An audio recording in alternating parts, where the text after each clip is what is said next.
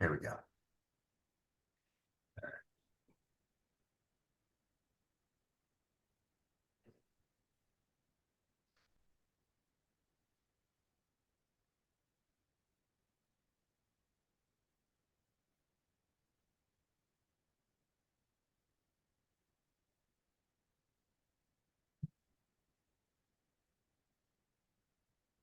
Are you going to open it up? Already open. Okay. Oh, okay. See people coming. There we go. About 36 joining us. Give it a few more minutes, a minute or so. Let the rest of everyone join.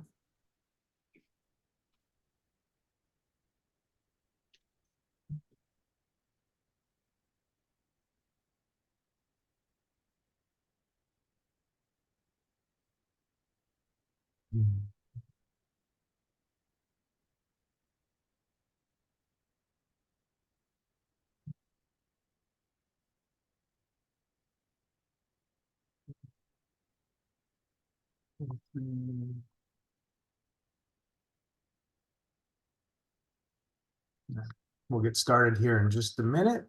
Okay. Just kind of see a couple more people popping in.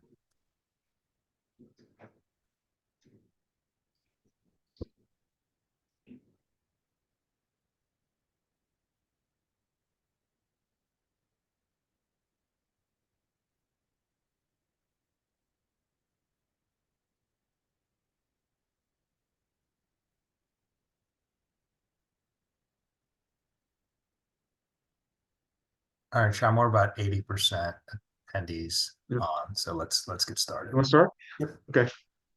Good afternoon. My name is Shyam Raj. I'm one of the founding principals of AECadvisors.ai. I just want to give you a brief overview of what our services our company provides you. And secondly, I want to thank you for taking time from your busy schedule to join us to learn how you can use AI to improve your marketing and proposal efforts. As stated in our name, AECadvisors.ai provides AE systems implementation, consulting, and support for the AEC industry. What separates us apart from our competitors that Frank and I and our team have over 30 years each of industry experience. We understand the AE industry workflow, and we understand how AI can be implemented. Turn over to my next slide. Oh, and of course, I'm having technology issues. So it's my pleasure to present Frank Lazar. Frank Lazar is a leader in the AEC industry. He wrote one of the first books on how to incorporate AI into the AEC industry, the AEC Marketer's Guide to Artificial Intelligence. We will be providing that as a complimentary copy for those who registered to this webinar. Secondly, if you have any additional questions and would like some just one-on-one consultation, we are providing free 15 or 30-minute consultations. We'll send you a link after this meeting. So now I'm going to turn it over to Frank, and Frank, tell us how we can use AI to improve our workflow and proposals.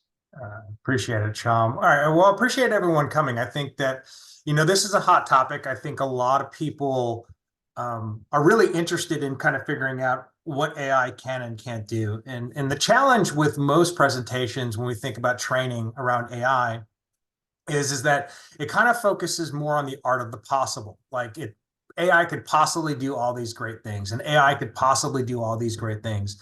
But most trainings don't focus on exactly how do I do it. If you sit through a training, and you get back to your office, can you actually do something with it today?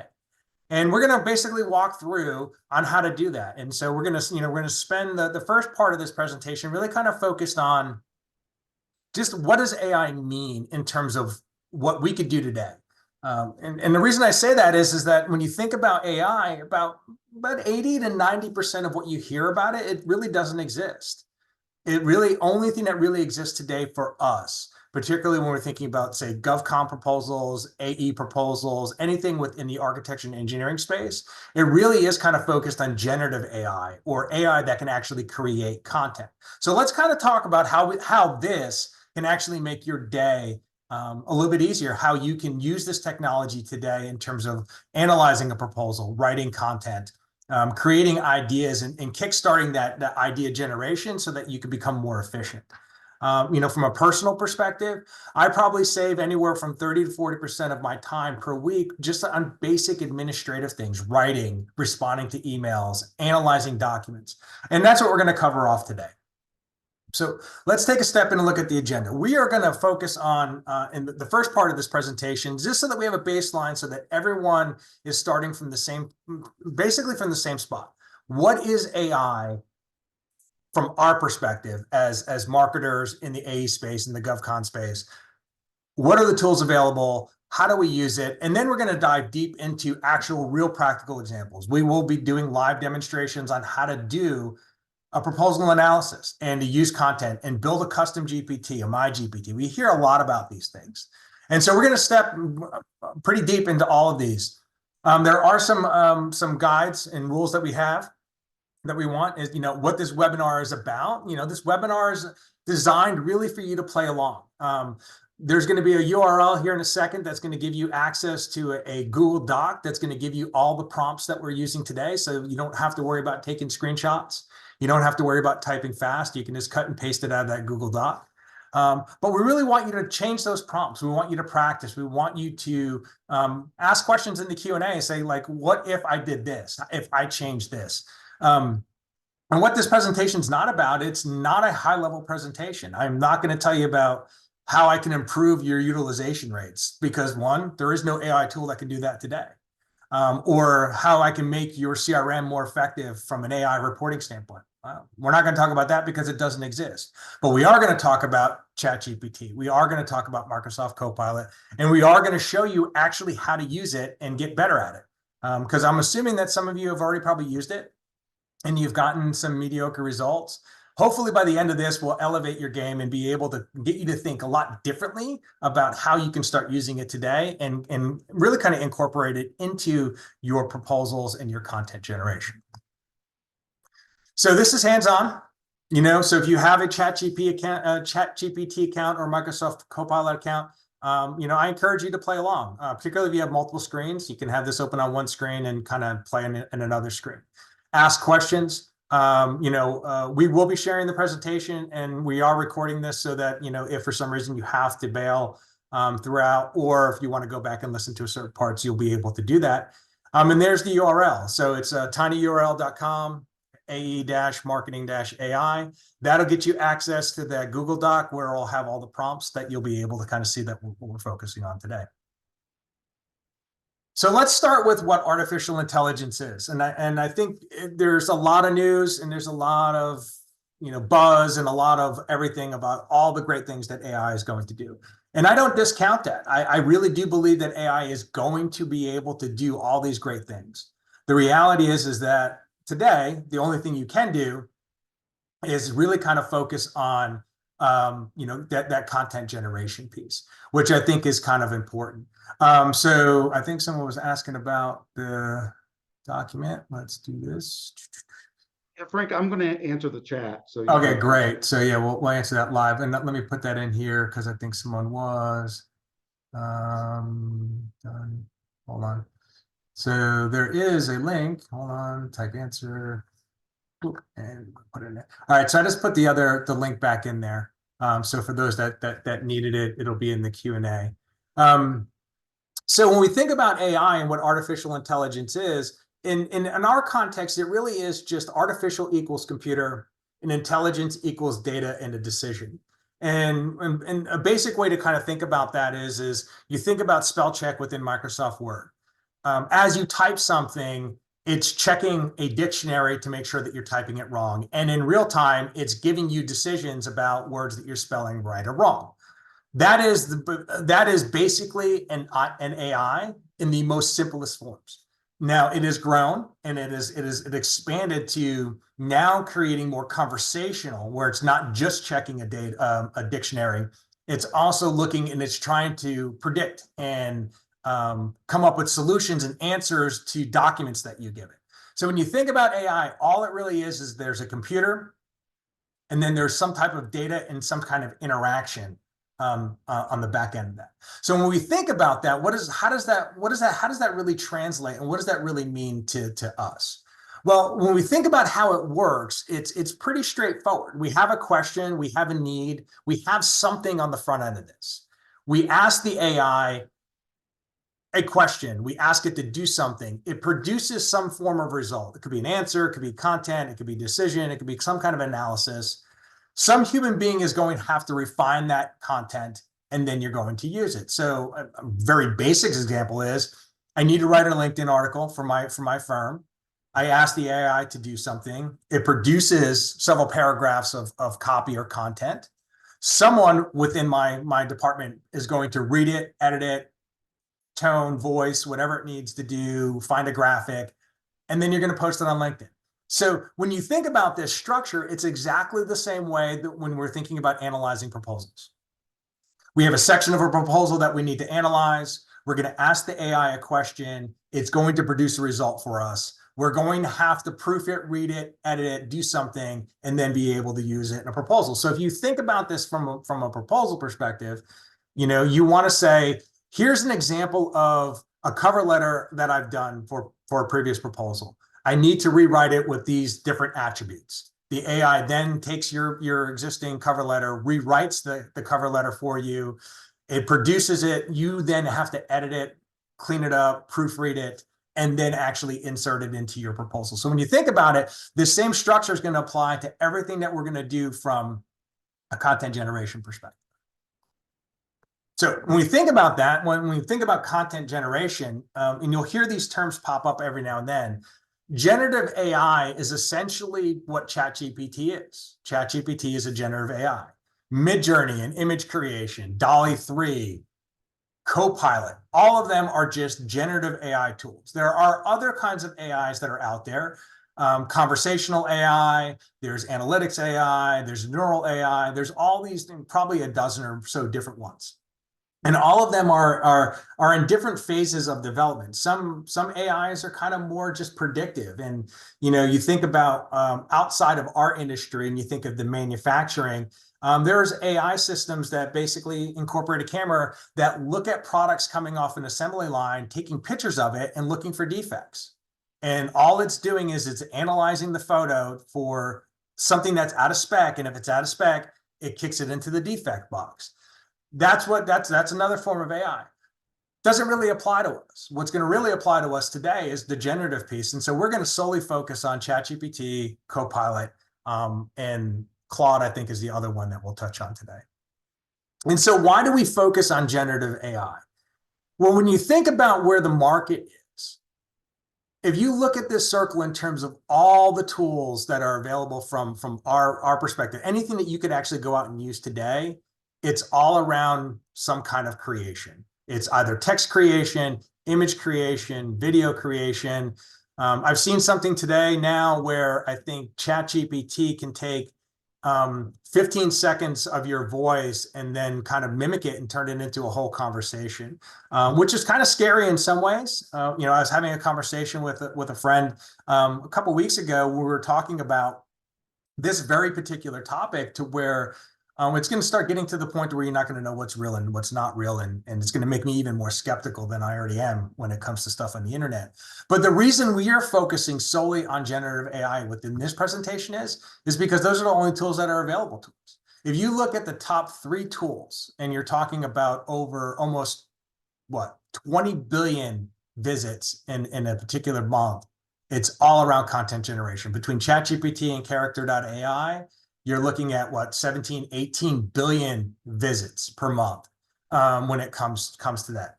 The rest of these tools are also content generation. They're just not, that's kind of where we are from the marketplace. And we're going to kind of think about this in 3 phases. The content generation piece is this first phase. Your back office, your project delivery stuff are in your later phases. So why do we want to kind of focus on content generation tools? This is the reason. Now, when we think about the market as a whole, it's expanding rapidly. There are tons and tons of AI tools, and you don't know what to kind of focus on. A lot of these tools are either going to go away or they're going to be bought by other big players that have money, like a Microsoft, a Google, and Amazon. They're all buying, Apple's even buying, they bought 6 AI companies in the last year. You're going to kind of see this trend. It's not because these tools aren't very good.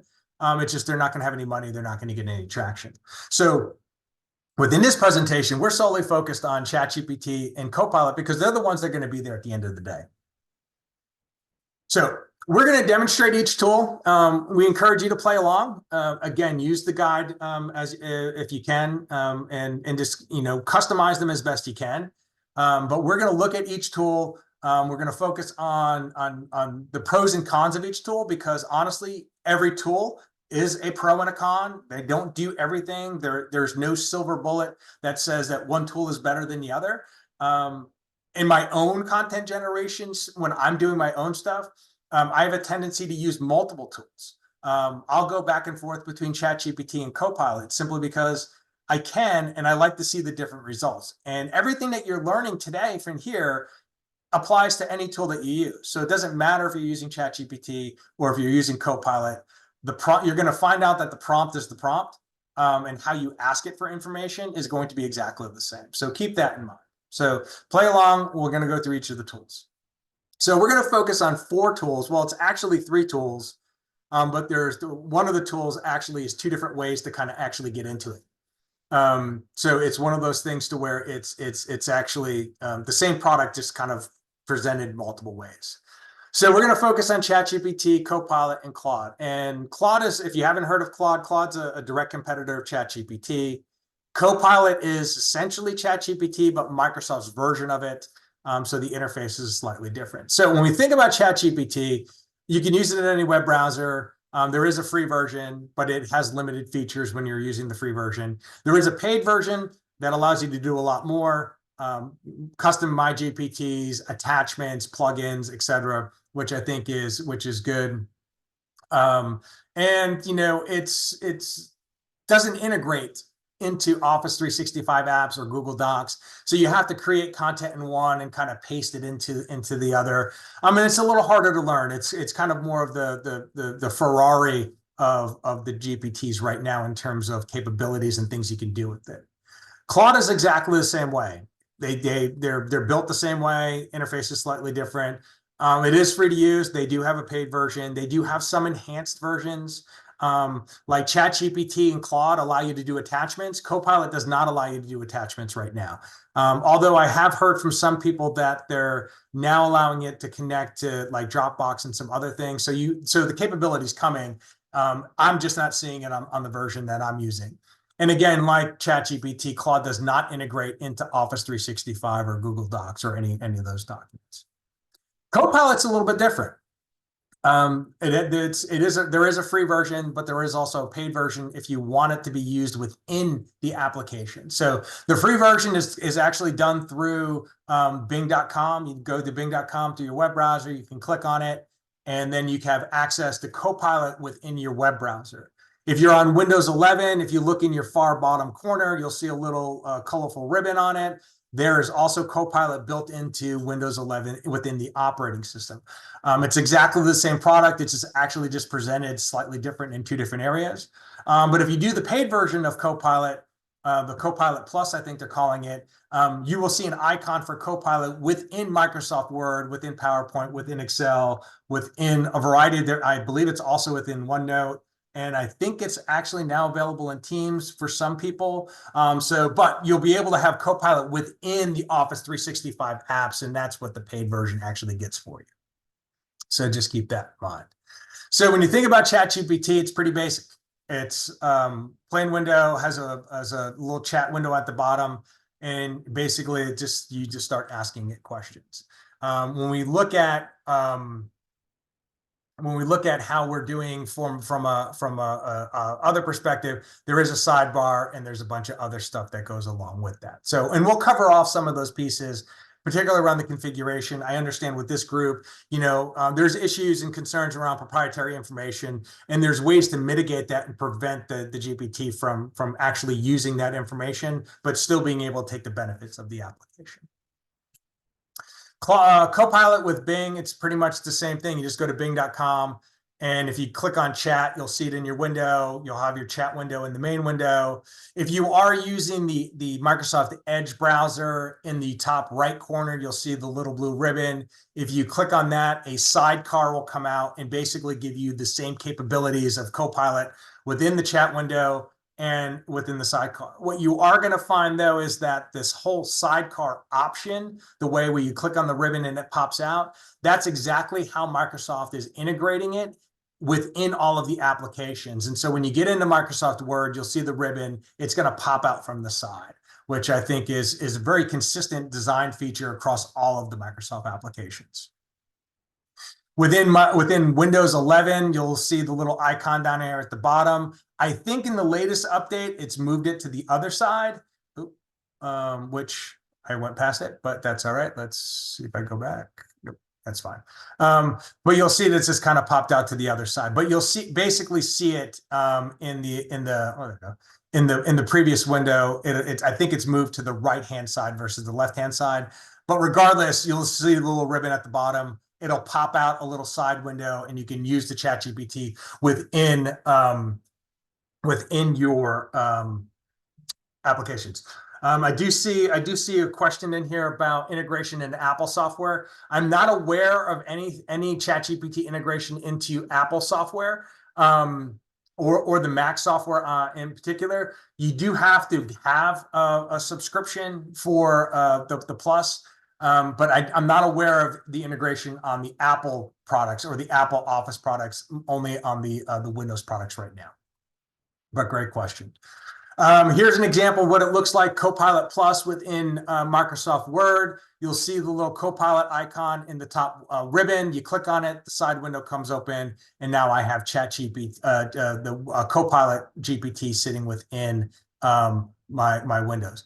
I do have the ability to actually click on the open document in the middle, and a little dialog box will pop up, and it'll basically ask me, hey, what do you want to write about today? So they are having these little design features popping in and out of the design aspects. Same thing, same integration, same look and feel.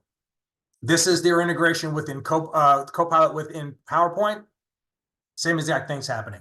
I click the Copilot window, it pops out. I'm able to start generating some information. It is kind of interesting. I do have, you can do a couple things. You can create presentations. You can give it content. There's a lot of neat things that you can do with this. The presentation that you're seeing right now is actually created with Beautiful.ai.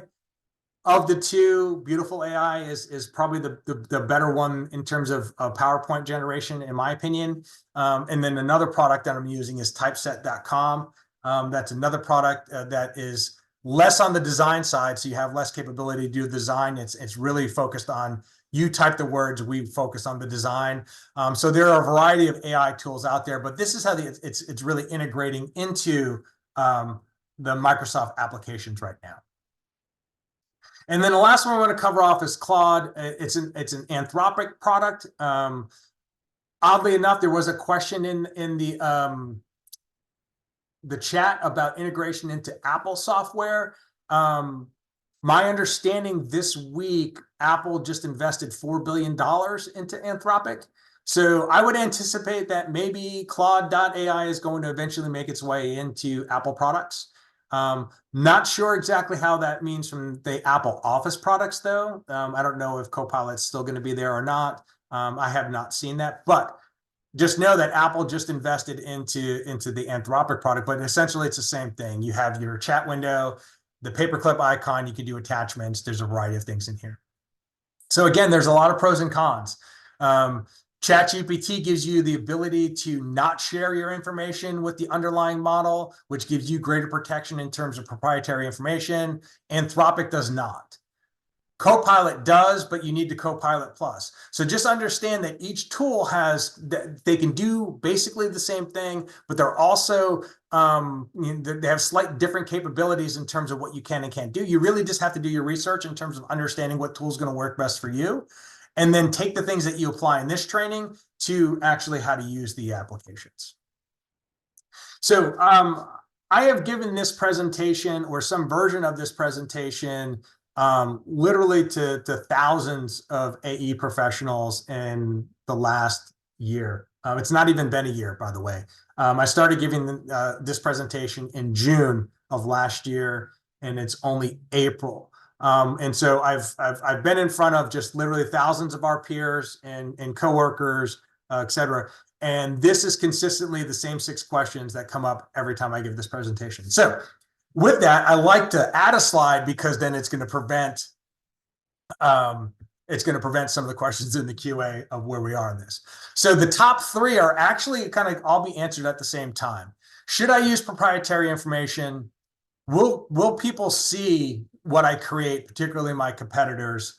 And will someone else be able to get the same content that I get? And the answer is, at least for the last 2, the answer is no, because that's not the way the AI works. Should you use proprietary information?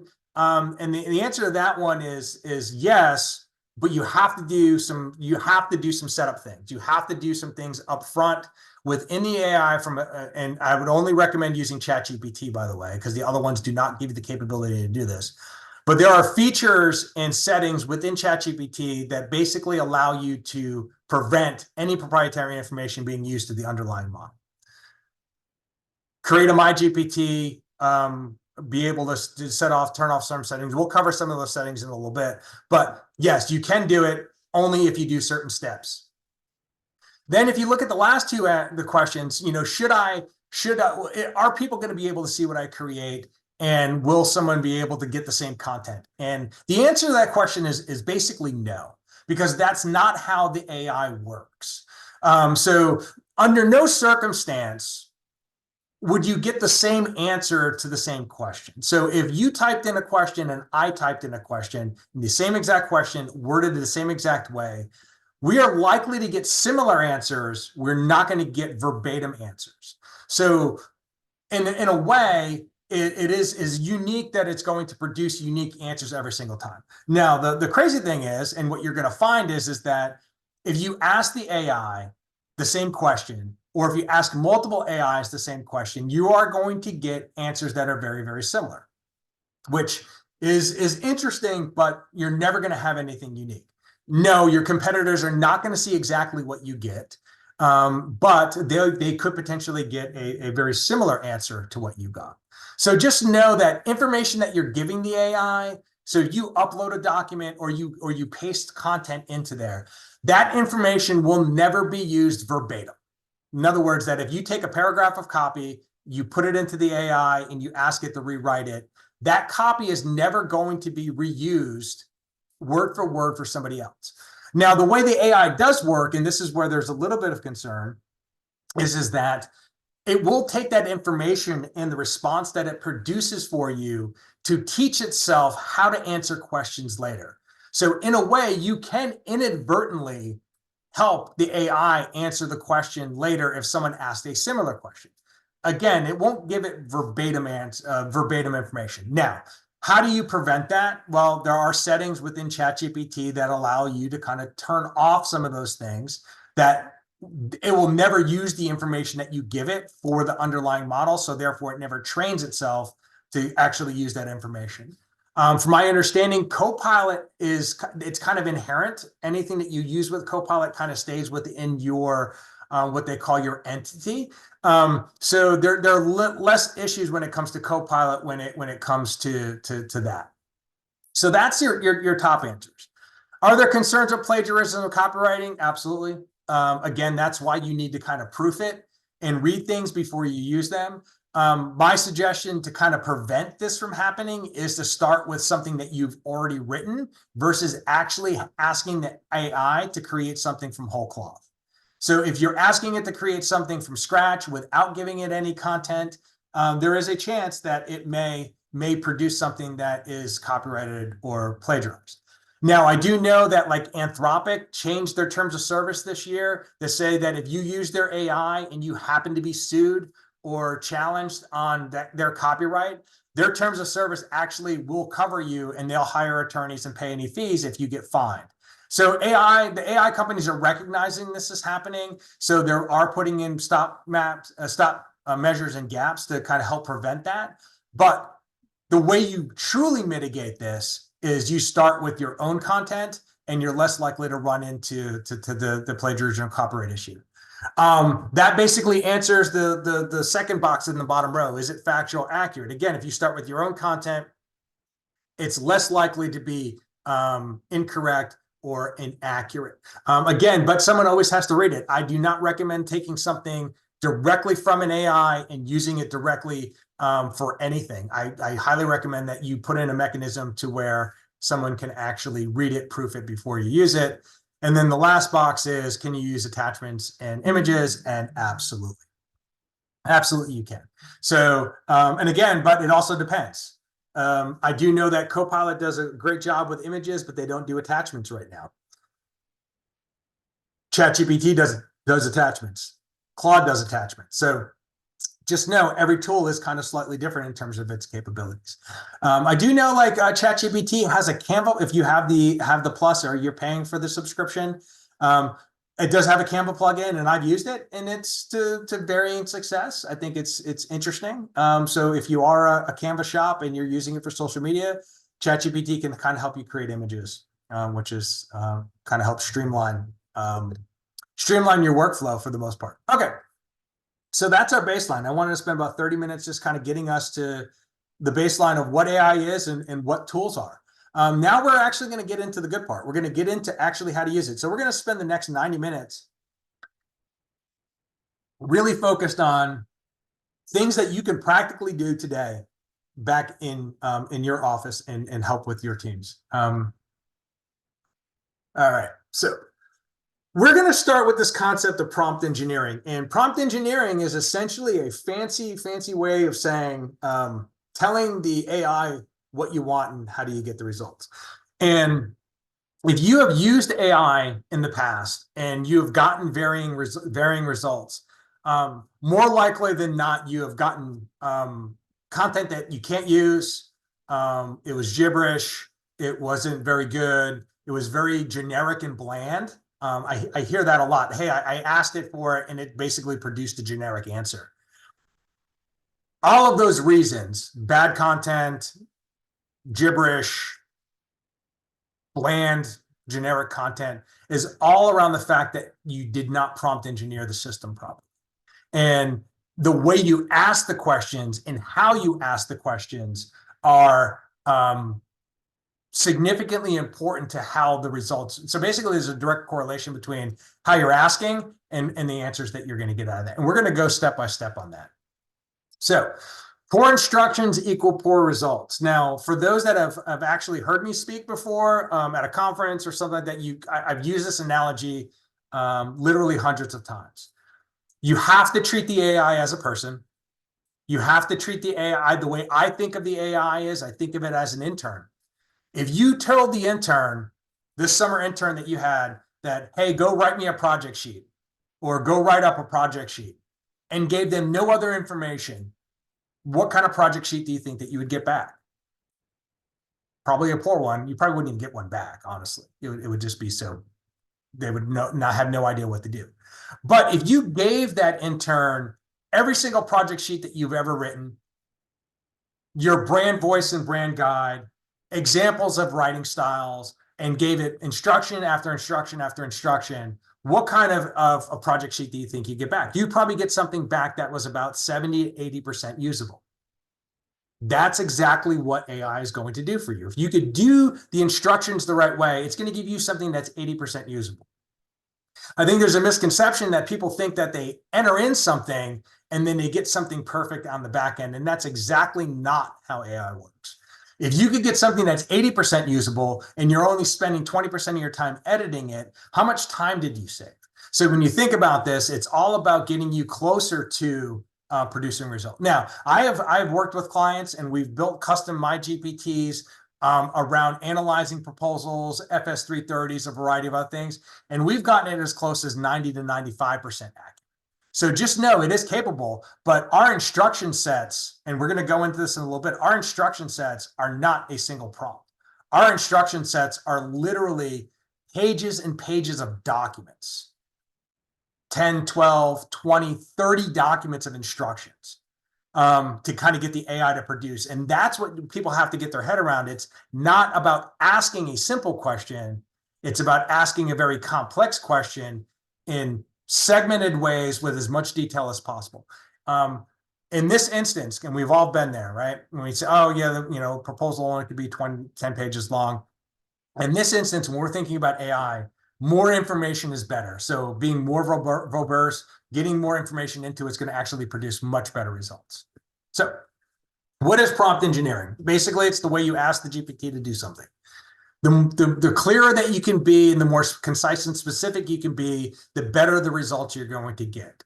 And it's all about layering how you ask the question. It's not ask it one big question. It's asking it a series of smaller questions and building upon each question to get to the answer that you need.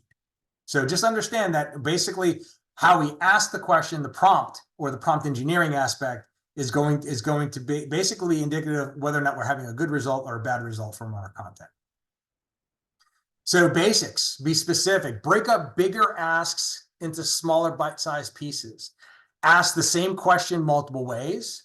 And then you always want to give it something to go by. It's important, like if you asked it to say, hey, analyze an FS330 or analyze this proposal, it doesn't have any idea what you're talking about.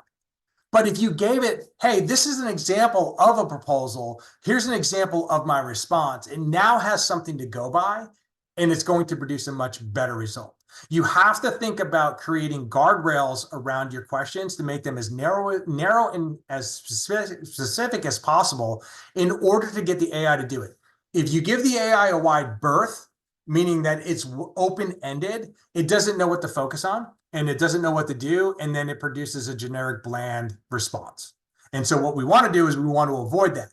We want to be specific, we want to be concise, and we want to break up bigger asks into smaller asks because that's going to allow us to get the answers or the results that we want when we ask it to do something.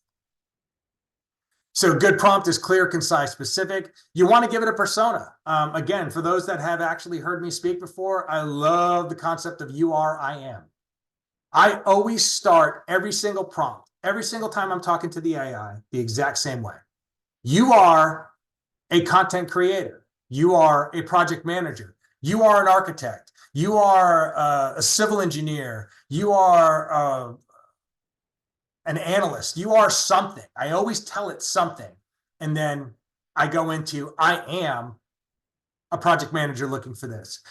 Yes, the question in the ChatGPT, can you prompt engineer the same way in GPT? Yes, everything that we're covering here, it works for Claude, works for Copilot, works for ChatGPT. It's all exactly the same. I do have a slide in here, and I think it's called the prompt is the prompt is the prompt. But it is exactly, whatever we're covering here, you use it in exactly, whatever tool you're using, it's exactly the same way. So remember, then you want to be specific about tasks and output. There's a big difference between a LinkedIn post and a LinkedIn article. There's a big difference between a one-page cover letter and a two-page cover letter. You have to be very specific about your format. What are you using it for so it knows how to write your content? Again, be very specific. So here's an example, right? Where you are an expert social media content creator. I started off with you are. You are. This is who you are. Help me develop 3 LinkedIn articles. By the way, a LinkedIn article is different from a LinkedIn post. A LinkedIn article implies that is a long form writing piece. A LinkedIn post is going to be short form, 1 paragraph, 2 paragraphs max. You're writing on the topic. I've basically given it guardrails now. They're a social media content creator. They're developing content for this industry. I'm focused on this topic. It needs to be developed into a table. It needs to have a title, hashtag, a summary, and then I need a Midjourney prompt to create an image for them. So you think about the structure of this prompt. It is layered in the sense that I'm giving it very specific things to think about before it actually starts creating content.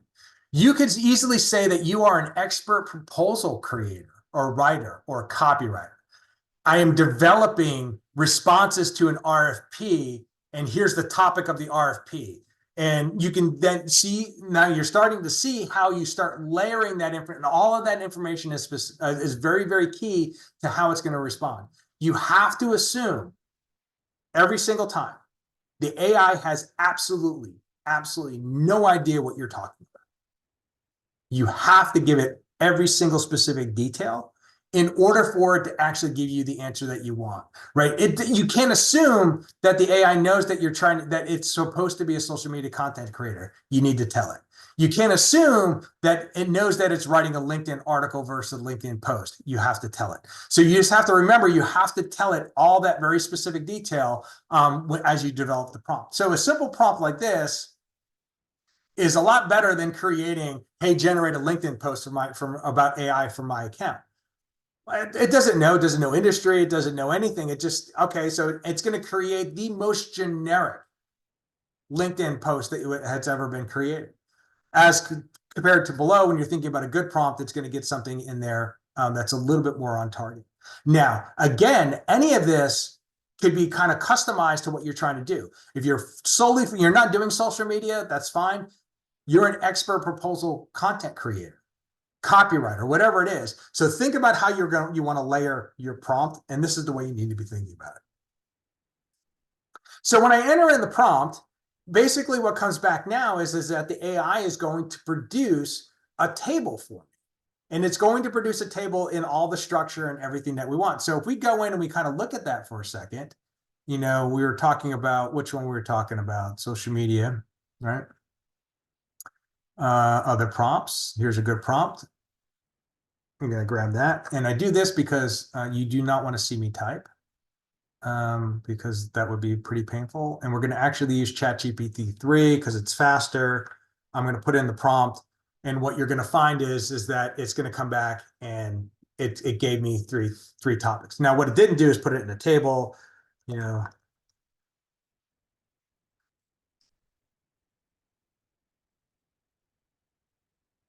And then you ask it and it'll kind of create a table. Right. And then you can, if you're using ChatGPT 4, you can also ask it to export it into a CSV file or an Excel file, and it will do it as well. So what you can see is that the way you structure your prompt, the prompt didn't ask, I didn't ask it to put it in a table. It just gave me bullets. I wanted it in a table. It's producing it into a table. So how you add, and this is a great example of the specifics, the words that you use matter. You don't use the table, it's not going to produce a table. I have thought in my head, I wanted this in a table, but I didn't tell it that. It didn't produce that. So if you are not asking the GPT to do specifically what you want, it's not going to do it. It doesn't know. It's not a mind reading. So just keep that in mind. When we think about the prompts, the prompt was, yes, I needed 6 topics. In my head, I wanted it as a table, so I had to go back and do it as a table. And yes, someone did rightly point out that I did not do that. I did not say you are, I am. I try to shortcut it sometimes, but you'll see that in here. But over here, here's another one. Social media expert. We'll go back to the prompt earlier, right? So come back, and now you are, I am. Provide me with this. I've asked it for a table, and we'll go back and produce. Now it's updating the memory, which is a new feature, but you'll find here now it's producing topics concerning ERPs and project management software in the ERP and in the AEC industry. And so what you're finding here is that it created the headline, the hashtags, and it's giving me a summary. Now from here, I could easily tell it to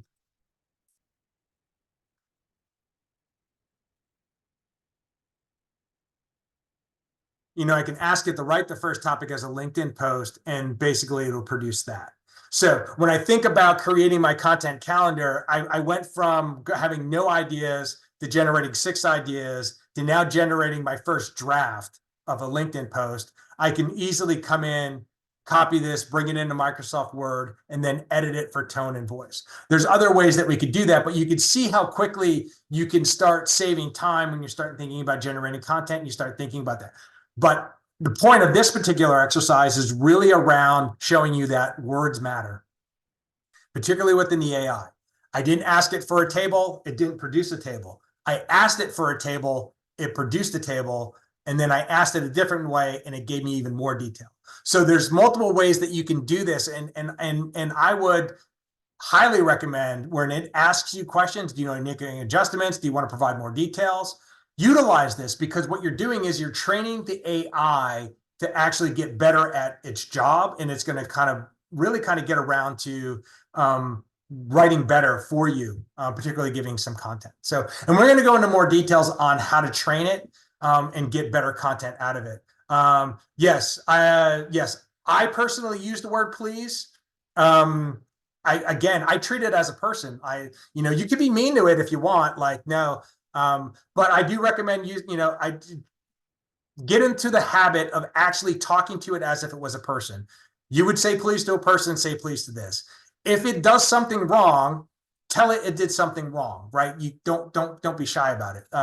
Don't curse or be mean at it, so to speak, but I do treat it as a person. So this kind of shows you the difference of when we're generating content, why the prompts matter, and the structure of the prompts are very, very important. So real quick cheat guide on kind of what we covered. Think about role, you are, I am. Focus on task and results. What do you want it to do? Be very specific about what you want me to do. I need you to rewrite something. Well, what is that something? It's part of a proposal. It's a cover letter. It's a press release. It's a social media post. It could be whatever. Make sure you're very specific in your tasks. Also, give it a goal, right? What are you trying to do with this? Like the content that the AI is writing for you, what do you want it to achieve?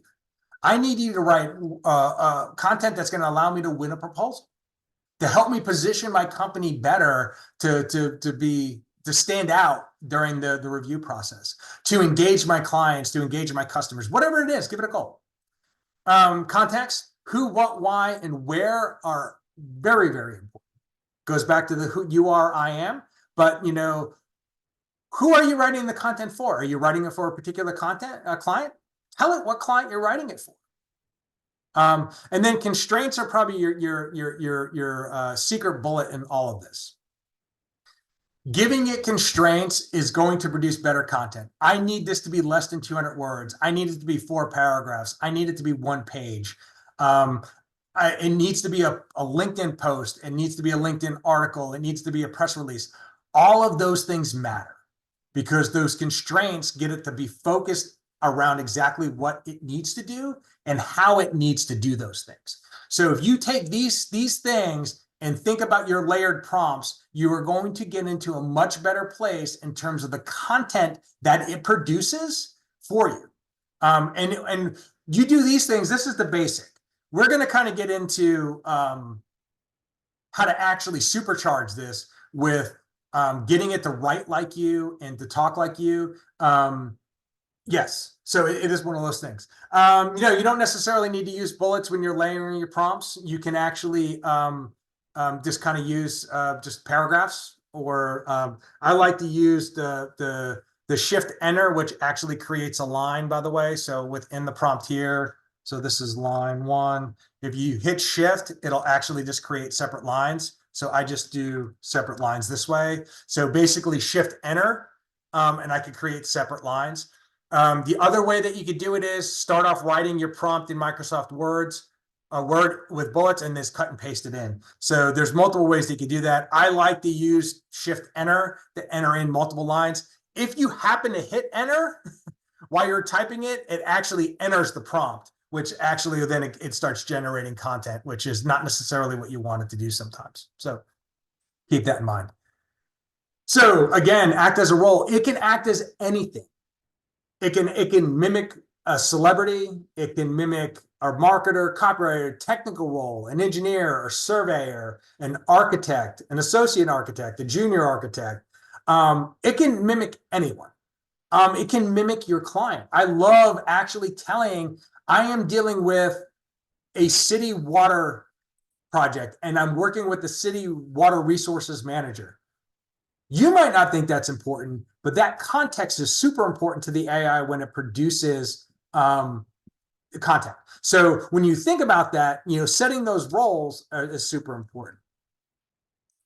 The tasks, again, we've covered this. Write an article, write a theme, write a LinkedIn post, analyze, outline, summarize. All of those things are super important. All of those things are super important. Anna, we'll cover that off in a little bit, but yes, you can create a continuation of a conversation and actually train it on several things. And we'll cover off that here in a little bit. I think there's a couple more slides before we get there, but great question. Format's important. List, paragraph.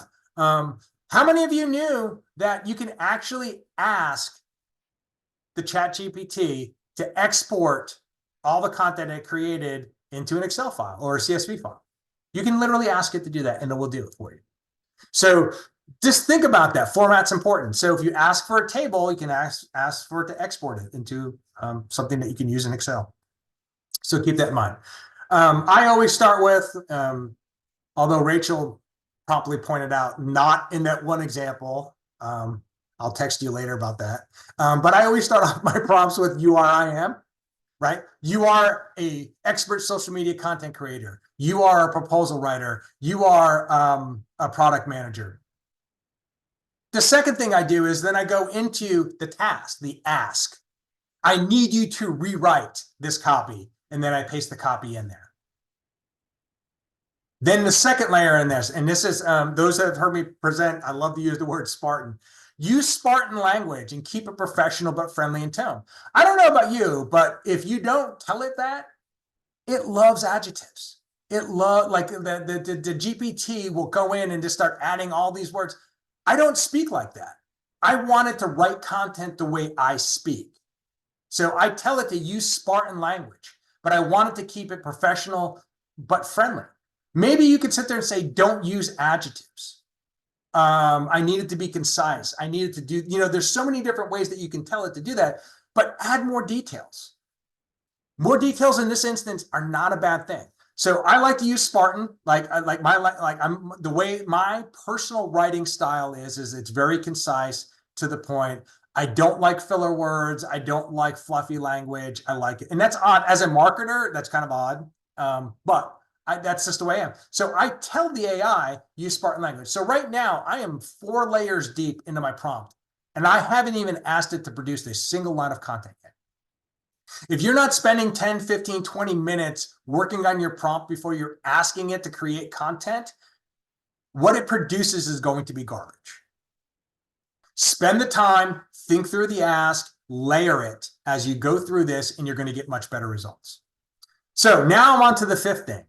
And this is going to be a game changer for pretty much almost everybody on this call. Did you know that you could actually ask ChatGPT or Copilot or whatever to ask you questions about what you're trying to write before it creates something? You talk about the ultimate way to train this thing to do what you want it to do. Ask this question before you create content. Before you start, ask me a series of questions about my company, my service, my products, my customers, or anything else that would help you better complete my request. That is the single most powerful thing that you can do before you create content. Now, before anybody asks this question, do I have to do this every single time, et cetera, et cetera? Yes, in some ways you do, but if you ask it one time and you answer those 10 questions, save that in a Word document, save that in a text document or a Google document. And the next time you go to prompt it to do something specific to this ask, tell it, you've already asked me a series of questions and here are my answers. And just paste it back in there and give it back to it. Single most powerful thing that you can do to elevate your prompts. Start with the "you are, I am," give it more context, give it more context, give it examples, give it more details, and then ask it this question. And you will be surprised that when you answer those questions as thoroughly as you possibly can and give it back to it, the content that you get back is going to be closer to that 70 to 80% accurate. Without that question, you're going to get some generic gibberish that makes no sense. Now, you don't have to kind of say, ask me a series of questions about each of those topics. You can, this is more of an example. You can say, ask me a series of questions about my company and leave it at that. You could say, ask me a series of questions about the services that I offer to help you better answer that question. And you give it all this information. Yes, we are an environmental company that primarily works on government contracts, and you give it all. Basically, you have all this information sitting somewhere because you have a company narrative that is, and you probably have dozens of them. Give it to the AI. It will write content on a next level for you, and you'll be so impressed by what it's producing. So here's your prompt. I am six layers into my prompt. and I'm going to have to go in and basically get it to ask me questions. So what does that look like? So let's go over here, go back, and before we start, right? So we're going to go in here and we're going to do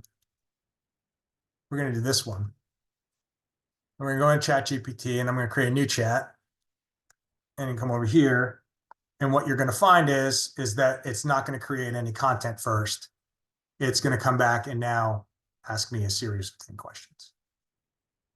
What is your primary business focus on? What are your target customers and clients? What industries does your business operate in? Like, do you realize that when you generically just ask the AI these questions, that it has no idea any of these things until you tell it? So what better way to get it to learn about you and your business and what you were doing is to get it to ask you questions. You answer these questions and cut and paste them back into the Google from a document and answer these questions and save them because you'll use them over and over and over again. You will produce much better content. It'll get so much closer to what you could actually use and be closer to matching what your company does. So when you think about what is your primary focus, your business, how would you answer that question? I don't want it to be a single sentence. It should be paragraphs long. Same thing with your target customers. We all have ICPs. I guarantee that we all understand who our ideal customers are within this space. Who are the people that are analyzing your proposals? What are who are you speaking to when you provide your proposals or you write content to? Same thing about your competitors. Same thing about your key products and services. And how do customers typically find out about your business? Now, interestingly enough, for a lot of us, we're out there going onto these government websites and pulling down RFPs to respond to. So maybe our customers, we tell it that our customers don't find us, we find them. That is an important piece of information. So answer the question that way. What are the main challenges? What are the pain points? Business goals, objectives. Answer these questions, and I guarantee that your prompts are going to elevate to the next level in terms of the content they're going to be able to produce. So let's cover real quick on how to make a better prompt. We want to tell the GPT what we want it to act like. You are, I am. I think I want to get t-shirts made up that say that, by the way. I think that'd be funny. Tell the ChatGPT who you are. And by the way, I'm using ChatGPT as the generic, just so everybody knows. You could do the same exact things in Copilot and Claude and the rest, and pretty much any of the other generative AI tools. And I'm using it as a generic, so it's like Kleenex, Xerox. It's a generic term at this point for me. Your audience. Be specific. Details. Talk to the AI as if it is a person. Think of it as an intern. It's an intern that's a sophomore in college, has no idea what the heck is going on. You got to give it you got to give it so much information so they know how to operate. And then you want to indicate formats. Is it a white paper, is it an essay, is it an article, is it a press release, whatever it is. Tell it. More information, the better. More context, the better. So when we want to elevate our prompts, give it a personality. You're Steve Jobs. You're an architect. You're all of those, the words matter. So give it a personality. Ask it to write a specific tone or use humor, right? I think it's important when we think about that for a second. I like to use professional but friendly, Spartan language. You can even use a famous person if you want, but tell it about your tone. Like, what is your brand voice for your firm? How does it speak? Is it technical but professional?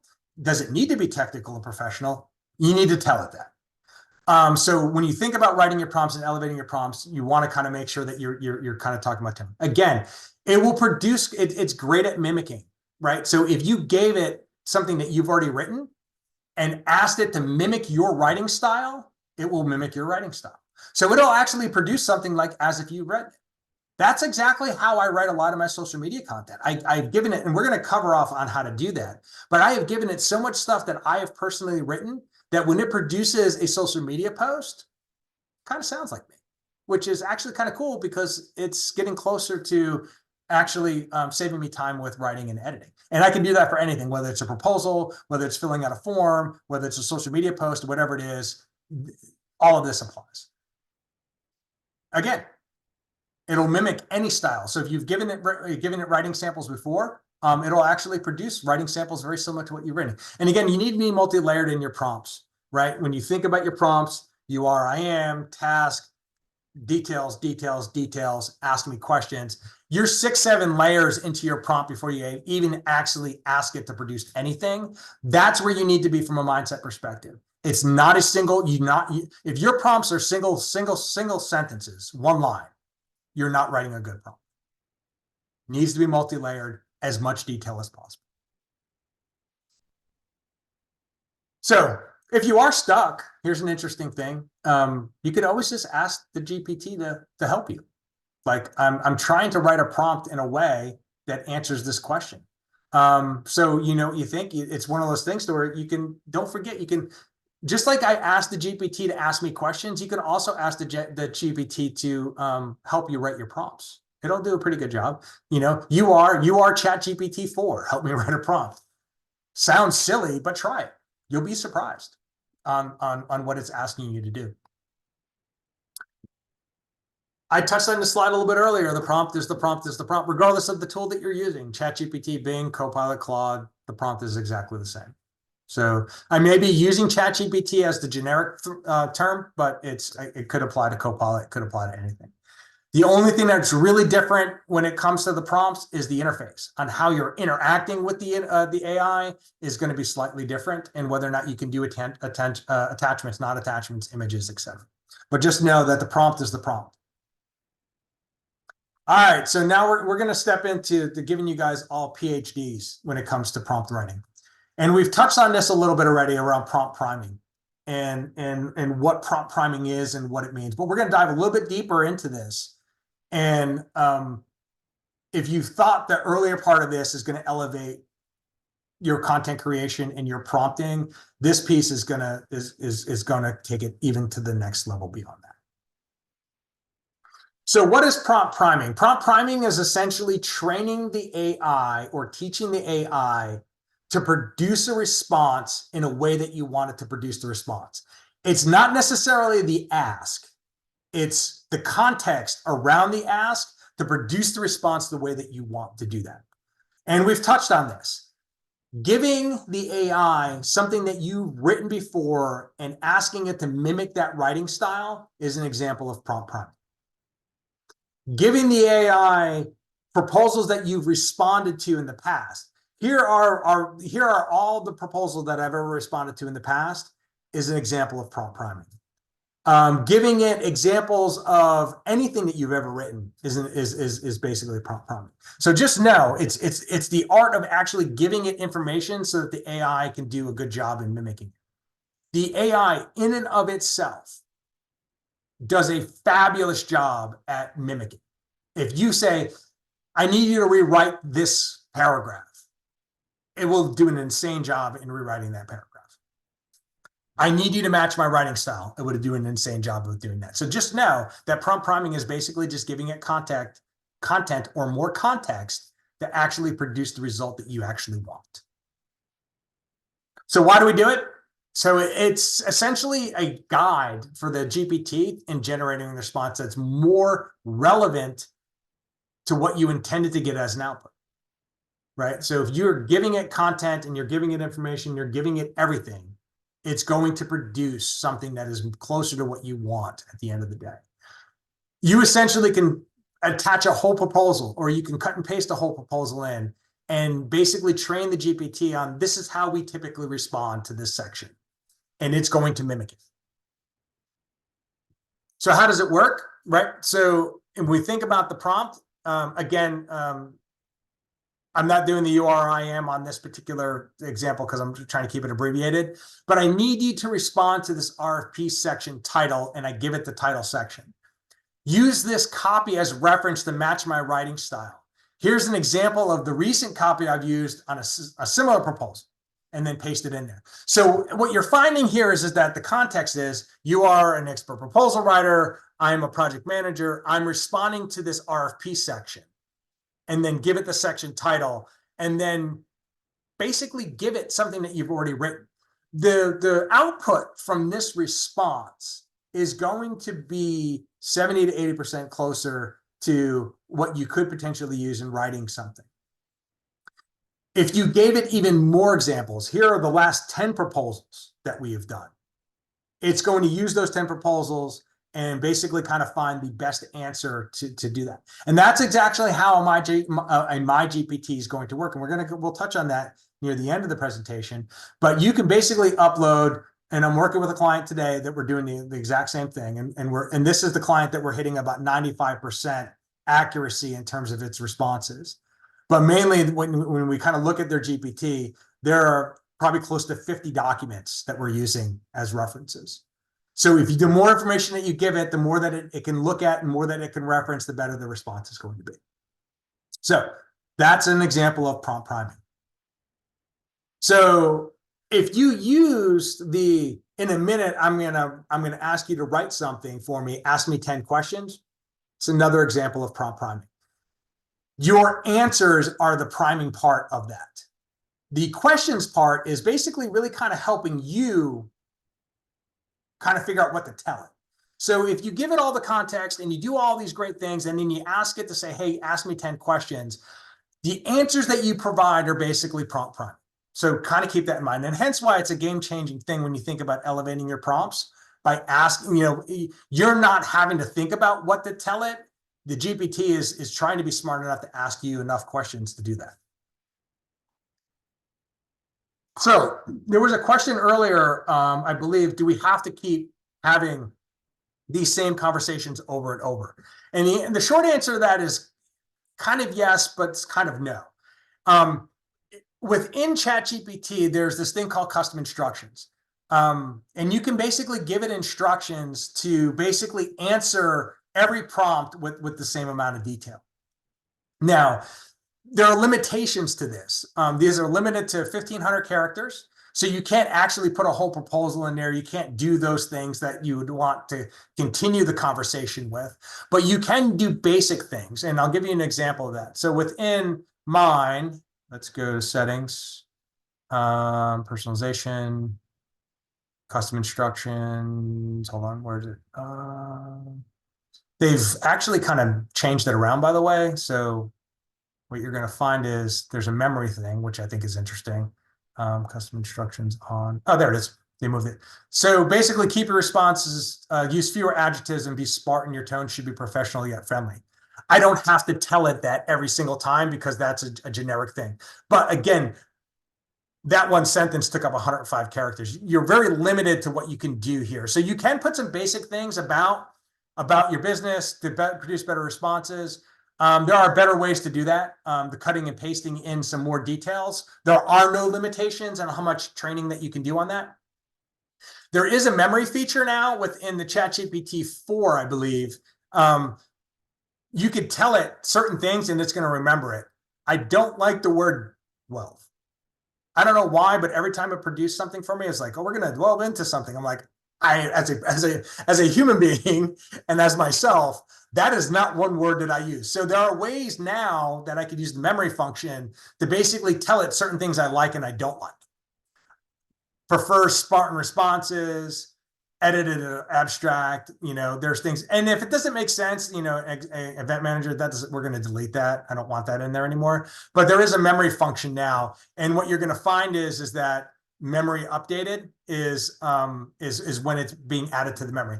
So there are certain ways that you can actually train it that it'll consistently do things for you. Just know that within the training aspect, it is limited to about 1,500 characters. So you're going to have to kind of keep it to things like brand voice, brand tone, writing styles, things that you like and you don't like. But more robust things like, this is the 10 questions, you're going to have to keep that off ChatGPT in a document and then basically paste it in as you go through it.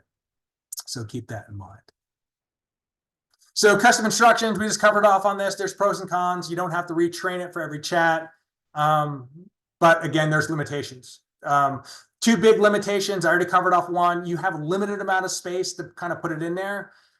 If you are using this for more than one purpose, meaning that personally in your business, the same instructions apply to every chat. So it's one of those things that you have to keep in mind is that if you put it in the custom instructions, it's going to apply to everything that you do. If it's just a business account, that's cool. It can stay there. It's going to be a non-issue, but just know that it applies to everything that you do. We're going to get into some really more robust things, particularly around creating a MyGPT that actually solves the do I have to reprompt the same topic over and over again? Well, we're going to cover that in greater detail, and I'm going to show you how to do that as well. So, all right, let's get into the super fun part about creating content. We've already done this a little bit, but we are going to do a polling question. Ta-da! Let's see where my polls are. Let's launch that one. All right. So quick polling question. How satisfied are you with your AI results?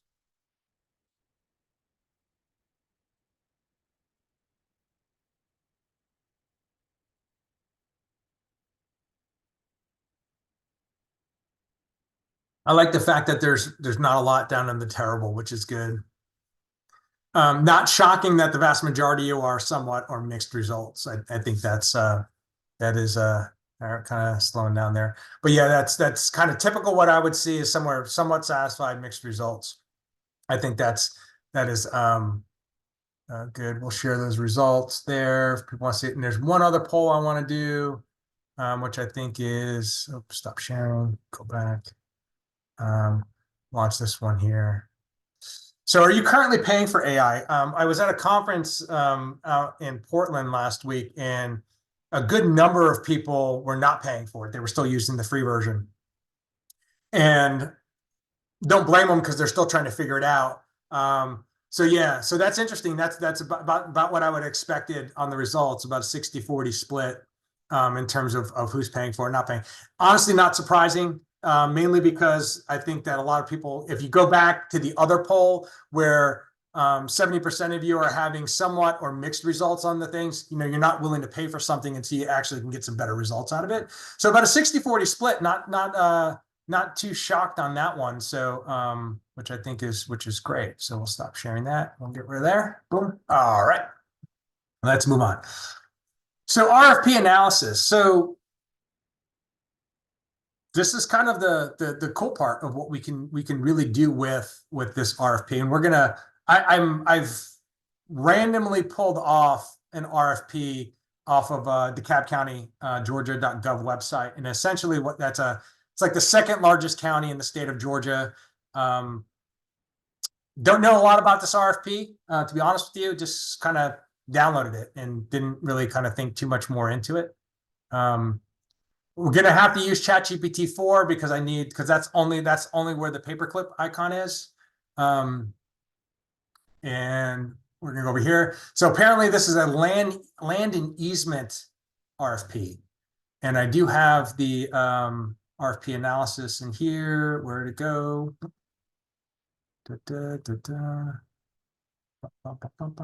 Where did I put it? Or is it in my other one here? So let me grab that for you. Let's do this. Yep. I have another one, but we'll see. Utilization. This one here. Train the AI prompt. Here we go.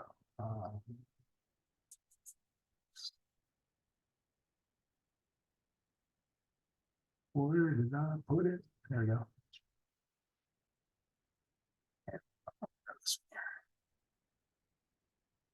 Should have been better prepared for that. But anyway, here we go. Over here, so again, you are, I am, you're a proposal manager, project manager, need to respond to this RFP. It's a multi-year land easement. So in here, I've given it the RFP, and it's essentially given me an outline now of what this is, right? So it's basically taking the RFP, and it's really kind of outlined some things. There's some interesting things in here that kind of popped out immediately. So I've taken a 100-page RFP and I've distilled it down into one page. I can quickly go through the summary. LSBE is essentially DeKalb County's version of an MBE or DBE, so disadvantaged business, minority-owned business enterprise. That's what that is. So that's an interesting thing that needs to point out. From here, we can start asking it questions.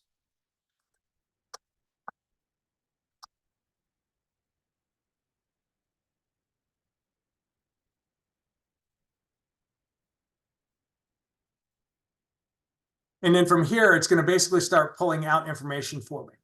So instead of having to read it and kind of figure this out, I do know now that there are 4 key dates that are associated with this particular RFP.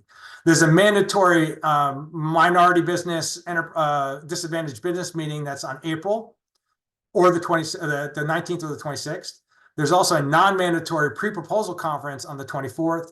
The submission deadline for questions is the 28th, and the receipt of the proposal is May 31st. Okay, this is great.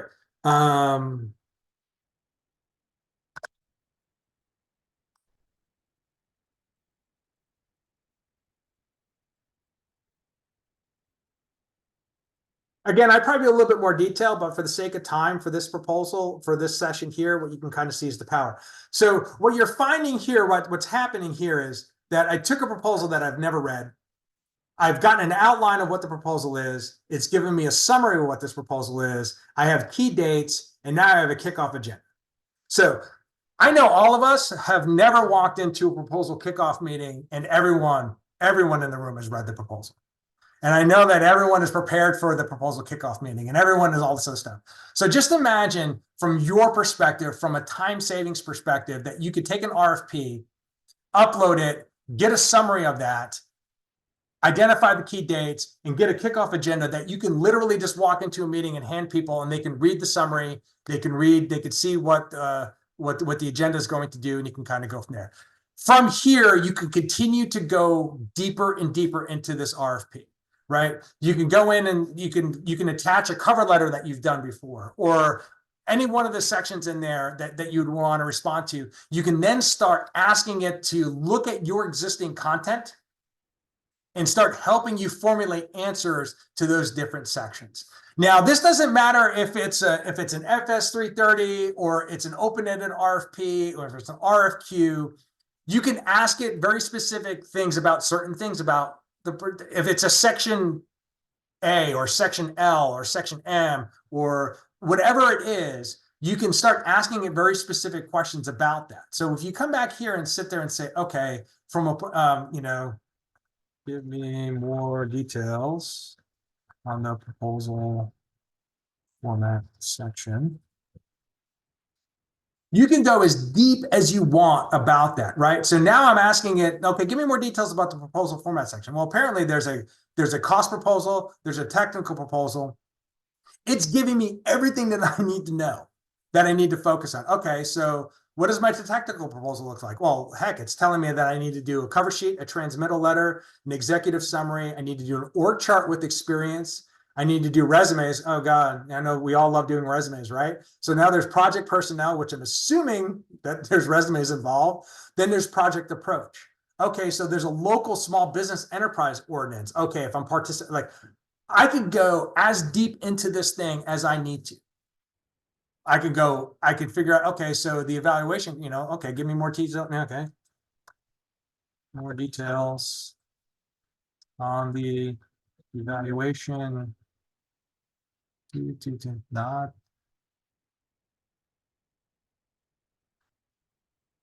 here. Spell that right? I did. You guys are witnessing firsthand my bad spelling. All right, now it's giving me all the information about the evaluation criteria. The technical proposal, there's 90 points. And it's giving me a breakdown of each of the points. 35 points for this section, 10 points for this. There's small business. I get points if my business is registered in DeKalb County, I'm getting 10 points. I'm assuming that y'all are in very similar situations. We could probably replace with DeKalb County with San Antonio, with Memphis, with Dallas, with Colorado, with the federal government, the Army, the Navy. It doesn't really matter. We could probably get into. So now you're seeing the power of how much time can you save by extracting all the key information that you need to be able to get into actually executing on your proposal. We haven't been doing this for, I don't even know, 5 minutes, less than 5 minutes. And we have a summary, we have dates, we have a kickoff outline. I have detailed information about the proposal formats. I've gotten into understanding the evaluation criteria. I could literally do this for every single section in this. Print it out, go into a doc and go into a kickoff meeting and have everything that I need to be able to start executing faster.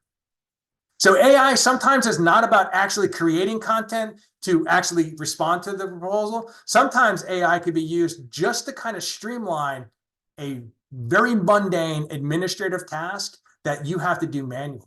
So if you could save 20% of your time and get all the information that you need to walk into a proposal kickoff meeting in much greater detail than you could do on your own, that's a pretty powerful thing when you think about how you can utilize AI today. Again, this is off the shelf. I'm not doing anything. I am paying for ChatGPT 4 because I need to do the attachment piece. But for $20 a month, I would find, as if I was running proposals for an AE firm, and I have run proposals for an AE firm, this to me is a game changer. It helps me do things and streamline my workflows. And by the way, we haven't even gotten into actually creating any content. And that's the next thing we're going to touch. So just think about, like, I know that we think about getting AI to kind of create the content, but sometimes you can use AI from an administrative standpoint.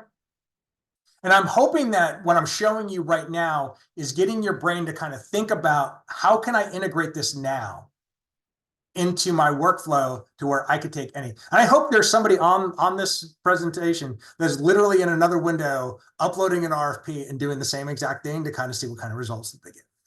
Now, granted, I'm for demonstration purposes, I would never give a prompt this shallow. I would probably ask it for more detail, but you can definitely see the power of what you can and can't do when it comes to being able just to simply analyze. I'm not even asking it to create anything yet, content-wise. I'm just asking it to analyze something, and then almost everything that they've produced right now is pretty much usable for an in-person meeting with my team to kind of kick off this presentation. So when you think about it, you can get this far. Okay, great. The next step is actually, okay, let's now start creating more and more detail. Let's start creating content. Let's start doing things to kind of create that structure. So what you're finding here now is that go deeper into this, understand, right? Another way to elevate this, to sit there and say, right here on this, this methods and approach piece, right? So you could sit there and say, you want to elevate this, take this here, right? And do this for this section, and then paste this in. Ask me a series of questions about my firm to help answer this proposal. All right, so let's spell proposal. There we go. By the way, grammar matters. So it likes more structured grammar. So misspellings and bad grammar, AI doesn't. It'll still answer your question, but if you actually use good grammar and good spelling, it'll actually perform better. So now what you're going to find here too is that, okay, so for this particular section, it's going to ask me a series of questions, right? So to effectively address the understanding the purpose and method of approach section, to strengthen your proposal, right? Following questions for your firm. Now you're going to have to go and answer all these questions. And I guarantee that you have some of this content already created in other proposals. Can you describe your firm's experience with land and easement acquisition projects, particularly? So, okay, great. And then just go through and answer every single one of these questions. Now, when you give it those answers and then you go to start to produce content, it's going to produce something that is actually closer to what you need. So you start off high level, summaries, outlines, dates, kickoff agendas, evaluation criteria. Now elevate this game. Ask me questions about me on this particular. Now you notice that I didn't ask it to ask me questions about the whole proposal. I've asked it to ask me questions about one very specific section. Now I'm going to have to do this over and over and over again for each of the different sections: capabilities, originality, all these other things. But what you can find is that when you answer these questions, you're basically training the AI to be able to answer your proposals. So when you go to create content for your proposal, when you be able to get it to start generating content, it's going to be basically answering as if it was your firm because you've given it all these answers. So again, when you think about multi-layering your prompts, and when I say that you have to be very, very structured, again, we're about 5 or so minutes into this particular piece, but you could see how far we have gotten. Now, imagine you spent an hour on this proposal, just kind of doing this, on how far you can advance your proposal efforts without ever even producing a single ounce of content right now. So think about that, right? We've gotten to the point to where, I've gotten all the good details, and then now we're starting to get into the red meat of, okay, ask me, like, this is the power of getting the GPT to ask you questions. Ask me questions on how I should answer this section, and do that for each of the sections within your proposal. You could do the same thing. So again, go back to the FS 330 or go back to any of those government forums. They all have sections. Ask me questions about this section, section A, section B, section M, section L, whatever it may be, and it'll do exactly the same exact thing. And that's exactly how you can actually build out a MyGPT to do the same exact thing. So when you think about this, we start off with something very simple, but the reality is that we can turn this into a monster of an administrative assistant for us to help us actually do our day job. How many proposals do you do in a week? How many proposals do you do in a month? Could you imagine if you're looking at 3 or 4 proposals a month, on how easy it is to kind of summarize and get these things organized? Use AI to kind of get you there. So we kind of went in there. You'll see in the prompt guide, there's some other questions in there, proposal writers. There's I need summaries, attachments. Again, these are examples. I highly encourage you to customize them. Use your own words, use your own questions, do those things. Only thing I'm trying to do is give you thought starters. Start with my prompt and then just edit the heck out of it and change it and make it do, and then and play with it, test it, ask it questions. I need you to dive deeper. I need you to answer these questions. I need you to ask me questions. Again, customize those prompts. Again, I'm giving them to you so that you have thought starters, but I highly, highly, highly recommend that you kind of dive in and really do a more customized job. Use the name of your company. Give it more details, expand this, make the prompt 3 or 4 or 5, 6, 7 layers deep, but make it about you. Don't use my generic prompt. Take my generic prompt and make it your prompt. I'm giving you permission to steal away, but do it. And what you're going to find is that you're going to be able to produce, you're going to get out of the mixed results, somewhat okay results, into, okay, this is really going to transform how we're going to be able to tackle our proposals. Proposal win themes. I think sometimes, we sit in a room and we kind of talk about, okay, so, let's think about strategies. How do we position our business to win work? You can always ask it to do that. I like using this one prompt about the prompt starting around the architect. Prompt priming, where'd it go? First prompt, second prompt. But there's ways to kind of do that, and I think it's kind of good, right? So here's another one. We're gonna go with this one. We'll do this one here. Go with this one. So new prompt. Go to 3. Go here, right? Now it doesn't know anything about me, and what you're going to find is that it produced 7 responses. But if you read through these responses and really, really pay attention to what it's writing, this literally could apply to any of the hundreds of thousands of architecture firms that are out there. Like it's so generic. It's so generic that it really could apply to anyone. So when you think about that prompt, it's like, why don't you kind of give it more details?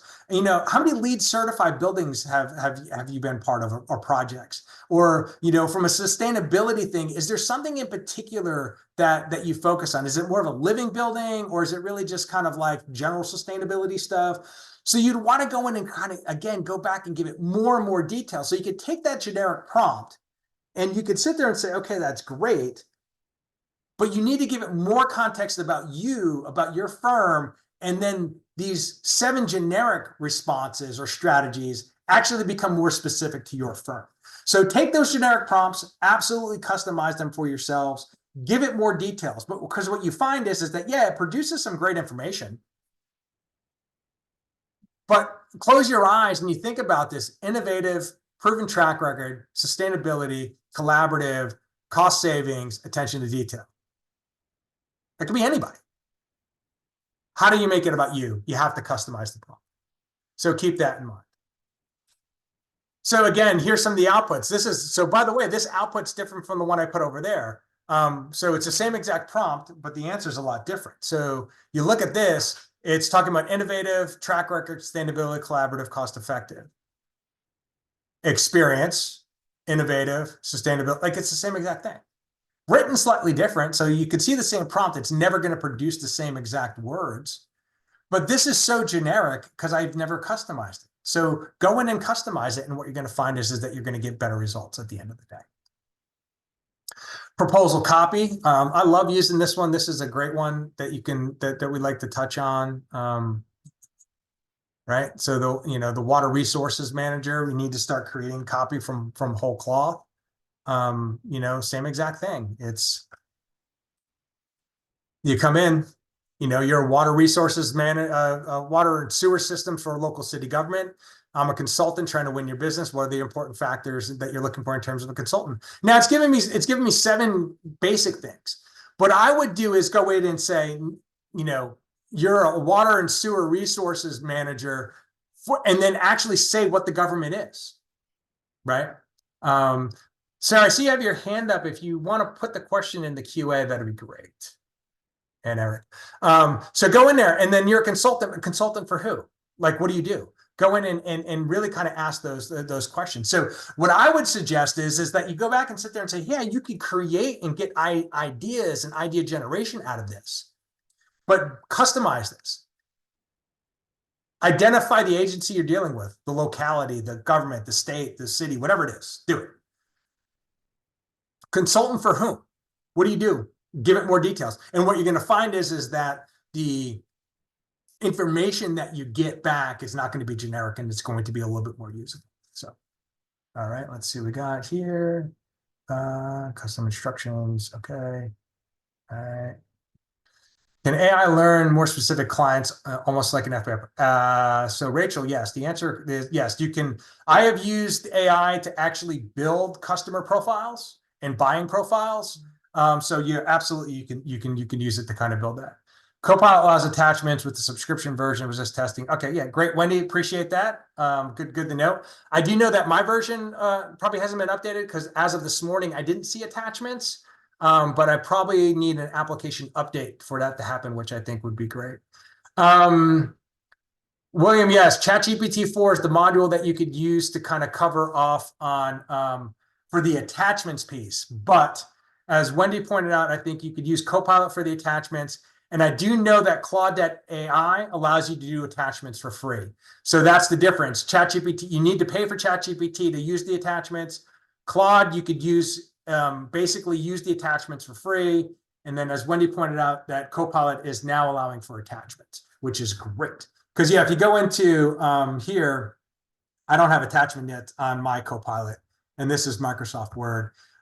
So I probably have to get mine updated or refreshed to kind of get there. But yeah, so that's great to point out. So I'm assuming Wendy, they're rolling it out and as depending on where you are in the queue, you get the update. So I don't have the update on that right now, but Copilot is doing that. Great. So back to here. Hugo, feel free to put your question in there. We're reading all these questions. Yeah, the questions are actually in the prompt guide that we shared, which is let's do this. Copy link, and you should be. We'll type my answer. We'll put it in the QA. All right, I just put the link again in the Q&A. Right, so we just covered off on that. So rewriting copy, this is a good one. So, I know some of us sometimes, we do things outside of just proposals every day, which is kind of like, rewriting project sheets. And I love doing this project sheet, by the way. So How many of us have ever gotten a project sheet from a project manager, a project write-up, and it was basically junk? um, right? So we're gonna go over here. I asked a project manager, and this is actually a real project, by the way. And I'm actually going to switch to ChatGPT 4 because it's going to help me browse the web. And so I asked them for a project sheet, and they came back and gave me one paragraph. Well, we all know that's not a project sheet with no details. So this instance here is you are a copywriter, I'm a project manager for an AEC firm. Rewrite this project sheet to make it 500 words or longer, or write 4 paragraphs. To complete this task, bring in other information, industry facts, and then we're gonna insert the copy, right? So essentially, this is my prompt. This is what the project manager sent me, which is essentially 1 paragraph. So I'm going to go in here, we're going to click on this, and essentially it's going to come back, and it's going to take 1 paragraph and turn it into 3 paragraphs, 4 paragraphs, 5 paragraphs. So it essentially took 1 paragraph of not a lot of information and actually turned it into something that is more of a project sheet, right? So what's interesting is because I use ChatGPT 4, it actually went out to the web and found information about this project. It was a very big project. It was at the Atlanta airport. They were basically blowing up an old Sheraton hotel and turning basically it into a non-usable space into usable space. So it went through and it found stuff in the news. It went out and basically just took everything that the project manager gave me, which was essentially 1 paragraph, and turned it into something that I could actually use. Now, I would never use this straight out of the AI. What I would do is I would go in, I would basically copy this into Microsoft Word. I would read it. I would fact check it to make sure that I'm like, okay, what were was it $9 million? Okay, that site's right. The accomplish these goals. Like I would literally go through and fact check some of these things just to make sure that it's accurate. But I basically took a 1 paragraph write up from a technical project manager and actually turned it into this. Now, if you're confident enough, you can also basically let loose the project managers to use AI to help them with their own project sheets, and you don't have to do this. I know that's kind of like a golden goose egg type of scenario, but you can see the power of being able to, hey, write it the way you think you want to write it, which is basically not usable, and turned into something that is usable. Again, how long did it take me to write this? Now, let's take a step back. If a project manager gave you this 1 paragraph of copy, how long would it take for you to write 5 paragraphs? Without interruptions, maybe an hour, maybe 30 minutes, depending on how well you write and how fast you can write. But we all know that we get distractions all day long. And how often are we interrupted? It'd probably take you 3 days to write this. Not because you can't write it faster, but you're going to get distracted. Some emergency is going to come up, or some request is going to come in, and you're going to have to jump on a call, or there's going to be some kind of chaotic thing that happens that a simple writing task is going to take a lot longer, simply because we're just busy people. But within 3 minutes, I took a paragraph and turned it into 1 paragraph. I still have to edit it, but I'm a lot farther along on this than I need to. So I just saved myself time. Save myself a ton of time. So keep that in mind. You could take something that you've already written and turn it into something a lot more. So I think that it's a more powerful way to do that. So again, rewriting copy, it does a fabulous job with taking what you've already written and turning it into something more. Now let's take a step back. Now, say I want this, but I need it a lot shorter.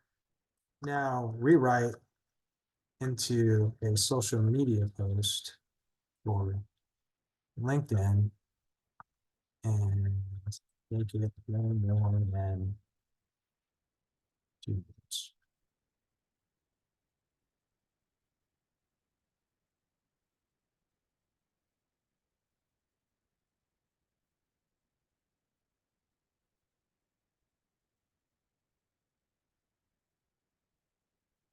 Right. So now it took so it took poorly written one paragraph, turned it into 5 paragraphs, and then turned it into a no more than 200 word long social media post. How long did that take me to do that? Now, again, I still have to take this into Microsoft Word, and I do have to edit it, and I do have to proof it, and I do have to fact check it.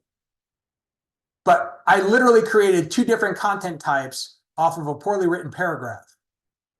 Saves me time. So when I say that I save myself, I save myself 20, 30% of my time, it's because I'm doing stuff like this. I'm taking things.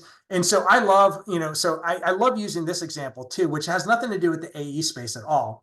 But I had a former employee that we worked at an AE firm together, but I had a former employee come to me and he says, well, I'm applying to an MBA program. I need a recommendation letter. And so I started opening up Microsoft Word, thinking about, okay, how do I respond to Maurice? And I'm like, well, you know what? I'm going to use AI. So I went into AI and said, hey, listen, I need to write a recommendation letter for a former employee. His name is Maurice. And then in bulleted form, I basically gave the AI everything, every attribute that I felt that Maurice possessed. And it took all those attributes and actually turned it into a pretty good reference letter, to be honest with you. I think I have it somewhere. That's the other thing I don't like about ChatGPT is that there is no organization of your chats. You literally have to kind of just hunt and peck and that's kind of, I've tried to come up with a naming scheme, but it just doesn't seem to kind of work in a lot of ways. Yeah, so I can't find it. But yeah, but you can find is that you could do that. So if you were writing this, you could actually start off with just giving it a bunch of bullet points. This project, this project, this project, boom, boom, boom, boom, boom, and then actually have it draft a letter for you, or draft a social media piece or a project sheet. So it's kind of fun to do. Right, here's the output. This is a 4-paragraph output. You'll see that it's very similar, but it's this compared to the 5 paragraphs. Just all depends on how you ask the questions. Copy generation, we already covered on this. It's easy to kind of generate copy from whole cloth. I don't highly recommend it. I would kind of start with something that you've already written and then have it created off of that. You'll have less issues with copyright. You'll have less issues with plagiarism. You'll have less issues with it making stuff up. So just, again, you can create copy from scratch. I recommend starting with something that you've already written. Output, we've kind of touched on this one a little bit. And then, case studies, there's an example. We have in the prompt guide, you could see some of the case studies that are out there that you could do again. But this is where I want to spend the next, the last 20 minutes that we have. Custom GPTs. And a custom GPT is basically a way for you to create a trainable personal AI that you could put proprietary information in that's not used in the underlying model. It's kind of cool. So it's basically like ChatGPT, but it's just you for ChatGPT. There's no other body using it. Now you can make it public, you cannot, that's kind of up to you, but we're going to walk through this and show you how to do it. So let me see here. We're going to skip past some of these slides because we're going to do it live. Okay, great. Cool. So we're gonna go live to do this because I think it's a lot better to do that. Hugo, I see you have your hand up. You if you want, just put your question in the Q&A so we can get that answered. Downside, you do have to have the paid version to do the MyBGPTs, or you have to have the team space. So either way, you have to pay for it. So that's just kind of the way it is. But what you'll find is that if you are paying for it at the top, you'll see these things up here called Explore GPTs, and then I have 3 that I've created for myself. So Explore GPTs are basically GPTs that other people that have created. So there's a software architect, there's Adobe Express, there's a bunch of things that you can play with, and these are all public ones and free to use. Underneath here, you'll see My GPTs, and this is where you would create them. So I have one public GPT that's out there for people to look for. It's an AEC FS330 form builder, and essentially allows you to kind of ask an FS330 question about the forms and how to answer them, and use your own content to do that. The ones that are not public are for me and only me. And essentially, the only people that could see it is me. If it's not public and it's only available to me or to my team, any information within that chat GPT is essentially not used for the underlying model. And there's a couple ways that we could do that. So underneath here, what you're going to find is that there's a little bit of setup and configuration, and there's documents, lots and lots of documents. And this is the power of the MyGPT. So when you think about training or you think about priming the GPT, I do not have to tell the GPT about my writing style because I have given it everything. I've even given it a copy of my book.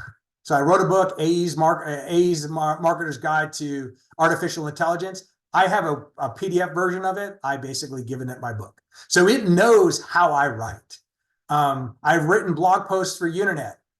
Those blog posts are on here. I've done stuff for SMPS and my own stuff for my company and for myself personally. I have examples.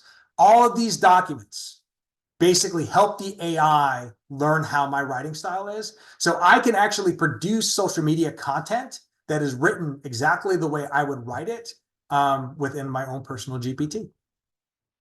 And so when you think about that, that's kind of cool. So how does that work? So let's go back and we're going to look at the AEC FS330 form builder. And that's the same exact way.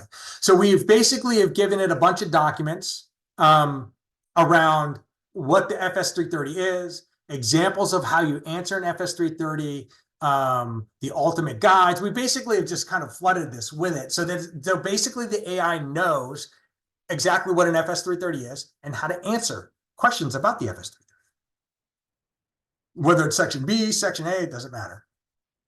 Underneath instructions, I've basically have written extensive instructions on exactly what it is, what its purpose, what it does, what each section does, all the way down to the most insane detail that you can figure out. I basically have given the AI so that it can learn how to do that. You would do the same exact thing for your proposals. You would go in and basically give it instructions on exactly what you're trying to do, how you're trying to do it, what you're trying to answer, how you answer the questions, what kind of proposals you give, all this other stuff. Then you're going to go in and you're going to basically, underneath the knowledge, you're going to upload examples of all of your proposals that you've previously responded to. It's pretty simple. And the reason you do that is because the AI is then going to use those proposals into responding to any questions that you give it. So the one company I'm working with is an environmental firm.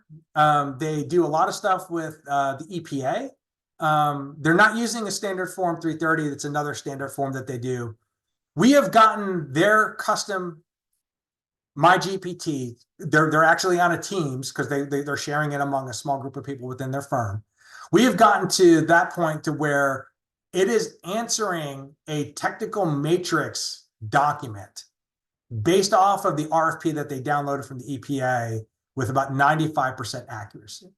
Because what we've done is that we've looked at, so the way we're testing it is that these are proposals that they've already responded to, and we're comparing the outputs from the AI to the response that the human did when they did it earlier in the year, and it's roughly about 95% accurate. Almost to the point to where the owner of the firm was just like, whoa, like, hold on, like, are we sure? And we're basically going line by line looking at it.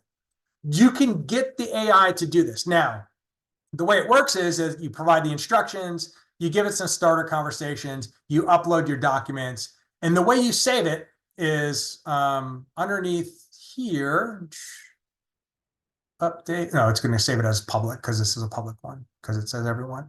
So underneath, I think we go back here real quick. Underneath the save menu, you're going to see some options. The options are only for me.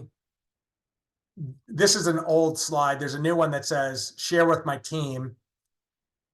Share the link with only the people that have it and in public. To keep it private, to keep your information not being fed into the LLM, into the model. You basically want to keep it to only me or only people that are on your team or only in the link. Never save it to the public. Once you save it to the public, the model is gonna save the information.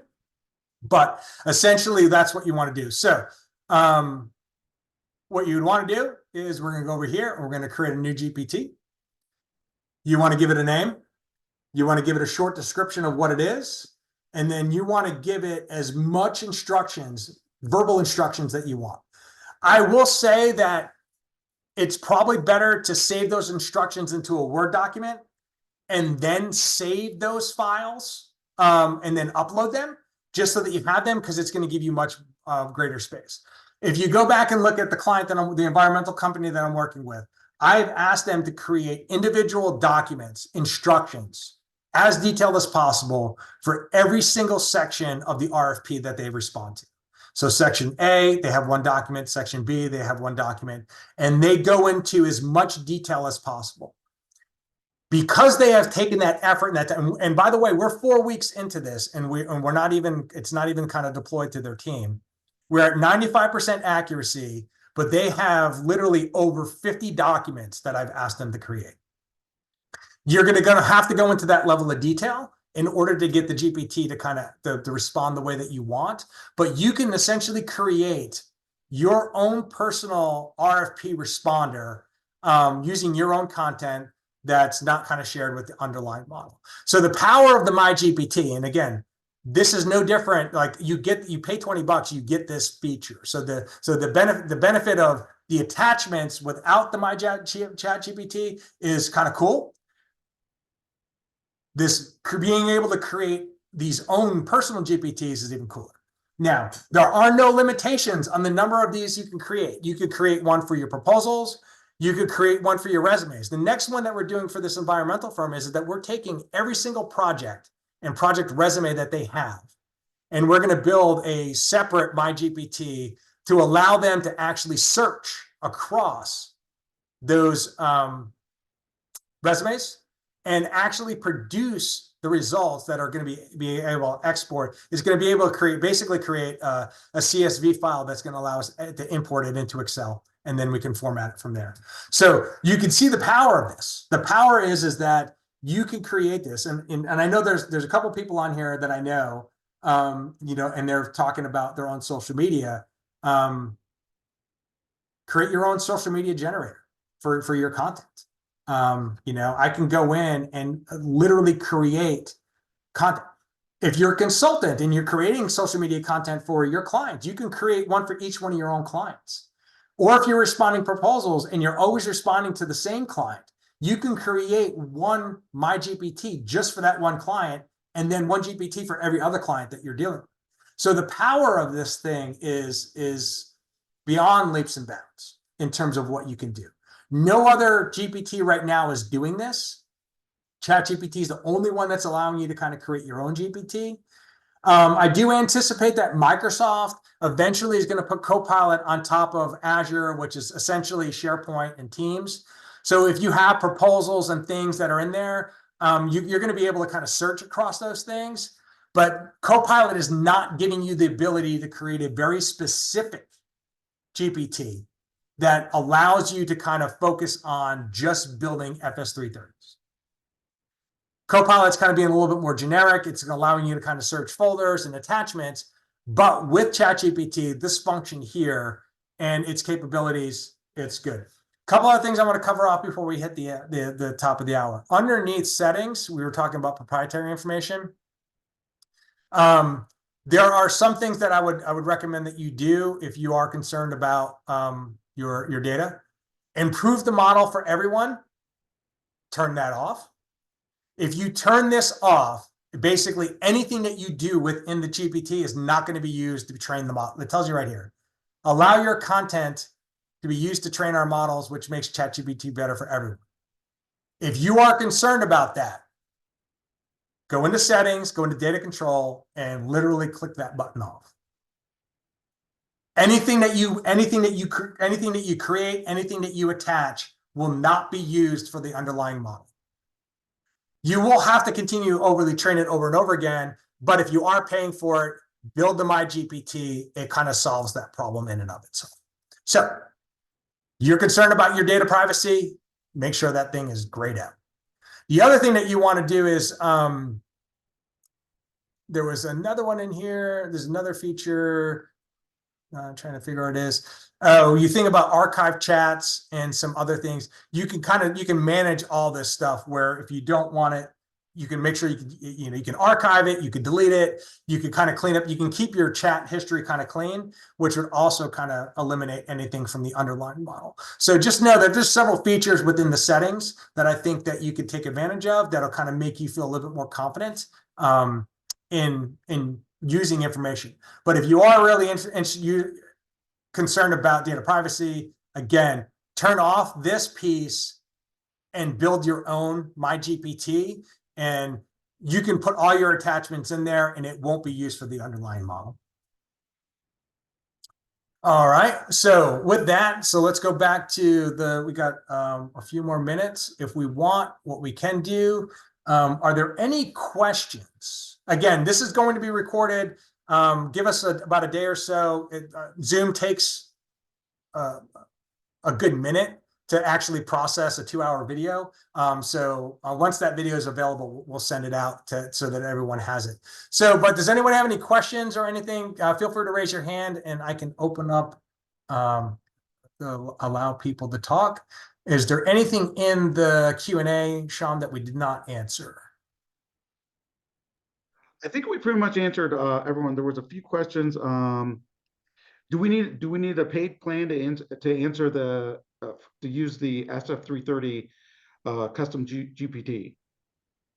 Unfortunately, I think the way ChatGPT is working right now is that to get to the GPTs, you have to be on the paid version, like the MyGPT piece. I'm not sure if they opened it up, meaning that you only pay when you have to create it and anyone can use it. I don't know. Let's do this. Let's copy the link. I'm gonna put this. Where was this here?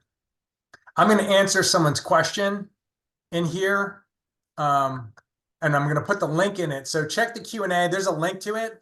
Click on it. If you can get to the FS30 link without a paid subscription, then that answers the question.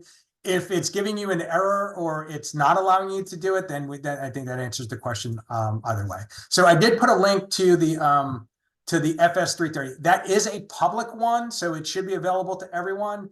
I'm just not 100% sure whether or not it's available to only paid subscribers publicly or just anyone that has it. That was a good question, though. Can we share the prompts? Yep. There's a William. There was a go back here. Share, copy link. Put that back in here. What's that? All right, yeah, the link to the prompts that are they're in the Q&A, and we'll also send out. I think we get a transcription of the Q&A. If I can download that, I'll make sure that we send that out. If not, in the email that we send post conference or post event, we'll not only have a link to the recording, the presentation, but I'll also include the link within the email so that if you didn't get it in the Q&A or for some reason, it will be in the follow-up email by the end of the week.